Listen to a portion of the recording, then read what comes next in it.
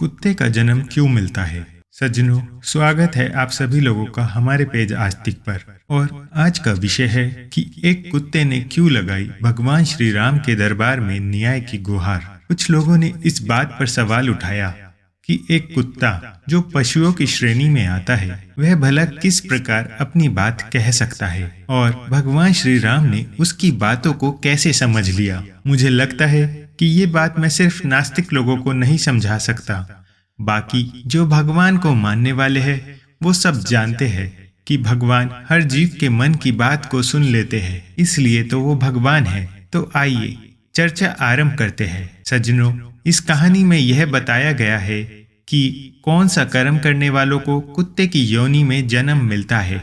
एक समय भगवान श्री राम अपने दरबार में बैठे हुए थे, तभी उन्होंने एक कुत्ते की रोने की आवाज सुनी। जब इस तरह उनके द्वार पर कुत्ते को रोते हुए 3 दिन हो गए, तब राम जी ने देखा कि यह लगातार तीसरे दिन भी मेरे द्वार पर पड़ा रो रहा है। मुझे इस बात को पता करना चाहिए कि यह कुत्ता क्यों रो रहा है। यह सोचकर प्रभु राम ने उस कुत्ते को दरबार में बुलाने के लिए अपने कुछ दूतों को भेजा, परंतु उस कुत्ते ने दूतों को सख्त शब्दों में कहा कि हे महान भोव, मुझे पाप योनि में जन्म मिला है, इसलिए मैं दरबार में नहीं जा सकता। मेरे लिए कुछ स्थान वर्जित है, जैसे कोई मंदिर, यज्ञशाला, हवन गृह, तुलसी के उद्यान, किसी सभा या मठ में राजभवन, गौशाला, पवित्र तीर्थस्थल, रसोई घर, स्नान संध्या करने के स्थान पर मैं जाने के योग्य नहीं हूँ। तुम जाकर श्री राम से कह दो कि वह स्वयं आकर मेरे पास मेरी पीड़ा को सुने। कुत्ते के कहने के अनुसार दूतों ने प्रभु राम जी को उसकी पूरी बात सुनाई। इतना सुनते ही श्री रामचंद्र जी उस कुत्ते के समीप पहुंच गए और उसके रोने का कारण पूछा। कुत्ता कहने लगा, हे दीन वत्सल, आपने मेरे लिए बड़ा कष्ट किया है, जो आप स्वयं चलकर मेरे पास आए हो। हे महाराज, मैं आपसे न्याय मांगने आया हूँ। मैंने सुना है कि आप किसी के साथ भेदभाव नहीं करते हैं, इसलिए मैं एक विशुद्ध प्राणी तुम्हारे द्वार पर आया हूँ। मैंने कोई अपराध नहीं किया है, फिर भी एक सन्यासी ने मुझे पत्थर से मारा है, जिसके कारण मेरा पैर टूट गया। मुझे चलने में बड़ा दर्द हो रहा है। आप तो जानते ही हैं, वैसे भी हमें सबसे निंदित योनि में जन्म मिला है। दुनिया हमें दुत्कारती है, कोई हमें पीटता है। हम मनुष्य की तरह कमा कर अपना पेट नहीं भर सकते। हमें तो कोई अपनी झूठन डाल देता है, हम तो उसी को खाकर अपना गुजारा कर लेते हैं। कुछ निर्दय लोग हमें खाने को नहीं देते, अब हम जाए तो कहा जाए।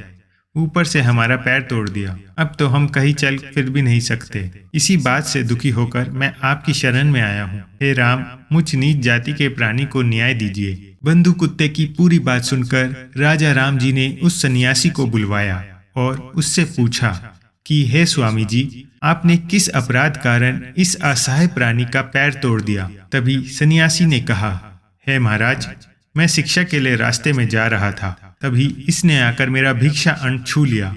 दोपहर का समय था, मुझे बहुत तेज भूख लगी थी, इसलिए मुझे क्रोध आ गया और मैंने इसे एक पत्थर उठाकर मारा, जिसके लगने से इसका पैर टूट गया। उस सन्यासी का पक्ष सुनकर श्री राम ने कहा, हे स्वामी, आपको मालूम होना चाहिए, यह एक ज्ञान विहीन पशु है। यदि इसने अपना भक्ष पदार्थ देकर आपको छू लिया तो मैं इसमें कोई दोष नहीं समझता। यह तो इसकी स्वाभाविक प्रवृत्ति है, इसलिए आप ही इसके अपराधी हैं।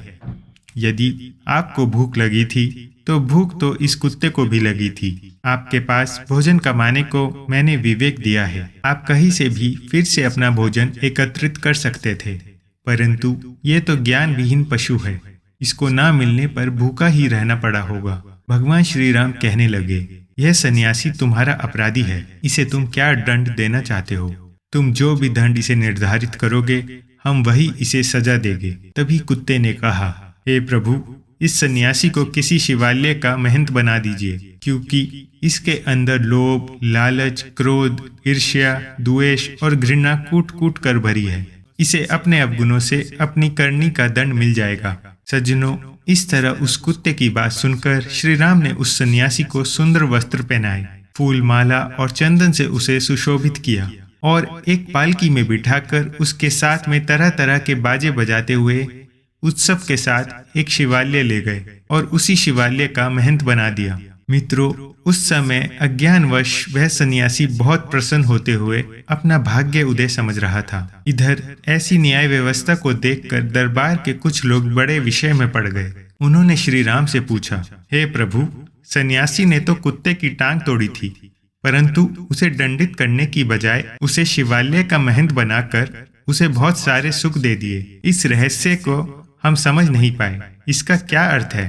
तभी कुत्ता कहने लगा, हे सभासदों, कुछ स्थान ऐसे होते हैं जहां लोभी, लालची, कामी, क्रोधी, ईर्ष्यालु और घृणा करने वाले लोगों को नहीं रहना चाहिए। जैसे खेत में अन्न रखाने वाला, शिवालय, मठ, बगीचा, दानग्राम, इन स्थानों पर रहने वाला, अनाथ स्त्री और बालकों का धन हरण करने वाला, गाय, विप्र और शिव को अर्पण किए गए धन को खाने वाला, अन्याय करने वाले का धन, राजा के घर पर पहुंचे हुए याचक को भगाने वाले, दूसरे का धन हड़पने वाला, प्रायश्चित के दिए गए धन को लेने वाला, ब्राह्मण भोजन के लिए जुटाई गई सामग्री में से चोरी करने वाला और बेईमानी करके अधिक धन इकट्ठा करने वाला, ऐसे लोगों को मारने के बाद कुत्ते का जन्म मिलता है। कुत्ता कहने लगा, हे सभासदों, मैं भी अपने पूर्व जन्म में एक मठ का महंत था। लोभी लालची के चलते मैंने मठ पर आए हुए धन को धर्म कर्म में ना लगाकर स्वयं उसका उपभोग किया, इसलिए मैंने कुत्ते की योनि पाई है।